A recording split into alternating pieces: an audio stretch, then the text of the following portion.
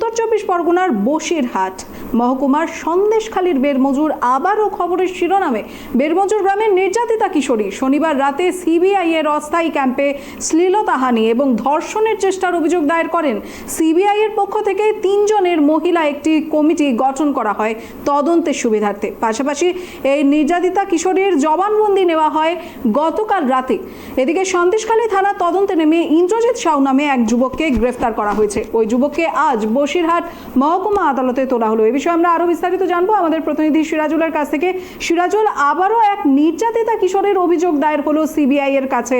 আর একদিকে যেমনটা বলা হচ্ছে যে সেই নির্যাতিত যারা আগের মহিলারা ছিলেন তাদেরকে শিখিয়ে পড়িয়ে নেওয়া হয়েছে, আর এদিকে শাহজাহানের স্বীকারোক্তি। এখন আবার দেখা যাচ্ছে আরও এক নির্যাতিতা কিশোরী সেই সিবিআই এর কাছে গিয়েই অভিযোগ দায়ের করছেন শ্লীলতাহানি এবং ধর্ষণের। চলছেটা কি সেখানে? দেখো তো আগে জানি নাকি সন্দেশখালী নিয়ে একটা রাজনৈতিক উত্তেজনা কিন্তু সৃষ্টি হয়েছে এবং রাজনৈতিক তরজা শুরু হয়ে গেছে রাজনৈতিক মহলে। শুধু পশ্চিমবঙ্গে না, ভারতবর্ষ জুড়ে কিন্তু রাজনৈতিক সন্দেশখালী ইস্যু কিন্তু তুলে ধরা হচ্ছে সমস্ত ভারতবর্ষ জুড়ে। দেখো সন্দেশখালী আগে কিন্তু একজন মহিলা তিনি কিন্তু জবানবন্দি দিয়েছেন। তিনি কিন্তু তার ধর্ষণের চেষ্টার অভিযোগ করেছিলেন। তাকে কিন্তু জবানবন্দি নেওয়া হয় বসিরহাট মহকুমা আদালতে, জবানবন্দি দেন, গোপন জবানবন্দি দেন। তারপরে কিন্তু তদন্তের নামে কিন্তু সন্দেশখালী থানার পাশাপাশি দেখো গত শুক্রবার রাত্রেবেলা, গভীর রাত্রে, অর্থাৎ বছর 15 এক নাবালিকা, তার ঘরেতে এক যুবক কিন্তু তার ঘরেতে কিন্তু রীতিমতো তার বেড়ার দেয়াল ভেঙে কিন্তু ঘরের ভিতরে প্রবেশ করে এবং তাকে হেনস্থা করে এবং শ্লীলতাহানি করে।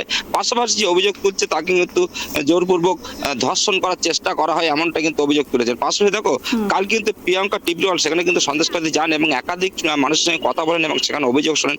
থানায়ও যান। থানাতে যাওয়ার পরে কিন্তু কিছুক্ষণ থাকার পরে থানা থেকে ফের আবার বেশি আসে, অফিসারদের সঙ্গে কথা বলার পরে কিন্তু বেরিয়ে সংবাদ মাধ্যমকে জানায় যে ওখানে কোনো ভরসা পাচ্ছি না, আস্থা পাচ্ছি না। দেখো সেখানে কিন্তু উপস্থিত ছিলেন কিন্তু বসিরহাটের যে বিজেপি জেলার যে কনভেনার অর্থাৎ অর্চনা মজুমদার, তিনিও কিন্তু ছিলেন।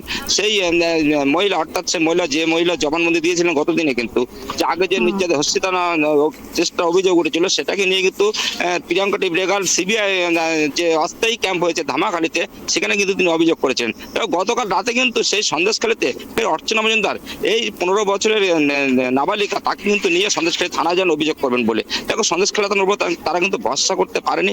সেই নাবালিকা নিয়ে কিন্তু সঙ্গে করে নিয়ে এসে ধামাখালী নদী, সন্দেশখালী নদী পার হয়ে ধামাখালী যে সিবিআই অস্থায়ী ক্যাম্প আছে সেখানে নিয়ে যান। সেখানে সিবিআই অভিযোগ করেন, তাকে শ্লীলতাহানি করা হয় এবং পাশাপাশি তারা ধর্ষণের চেষ্টার অভিযোগ তারা কিন্তু করেছেন। পাশাপাশি দেখো সিবিআই এর তরফ থেকে কিন্তু 3 জনের মহিলা কমিটি একটা গঠন করা হয়েছে।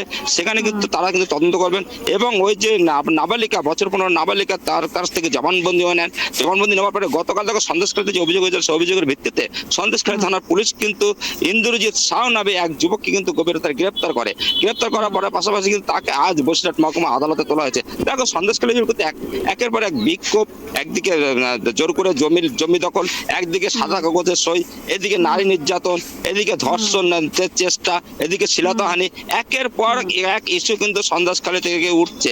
এখন ভোট পর্যন্ত এই ইস্যু চলতে থাকবে বলে অনুমান করা হচ্ছে। ভোটের পরবর্তীকালে কি দাঁড়ায় সেদিকটা অনত থাকবে। দেখো একের পর ইস্যু কিন্তু সন্দেশখালীতে উত্তেজনার সৃষ্টি তৈরি হচ্ছে রাজনৈতিক মহলে। দিশা, একেবারে ধন্যবাদ সিরাজুল। এদিকে বসিরহাট মহকুমার সন্দেশখালীর বেরমজুর গ্রাম আবারও সংবাদের শিরোনামে। নির্যাতিতা কিশোরী শনিবার রাতে সিবিআই এর অস্থায়ী ক্যাম্পে শ্লীলতাহানি এবং ধর্ষণের চেষ্টার অভিযোগ দায়ের করেন। সিবিআই এর পক্ষ থেকে সেই মহিলার গোপন জবানবন্দি নেওয়া হয়েছে। পাশাপাশি 3 জনের মহিলা একটি কমিটি গঠন করা হয় এবং তদন্ত সাপেক্ষে গতকাল রাতেই সন্দেশখালী থানার তদন্তে নেমে ইন্দ্রজিৎ সাউ নামে এক যুবককে গ্রেফতার করে এবং সেই যুবককে আজ বসিরহাট মহকুমা আদালতে তোলা হয়।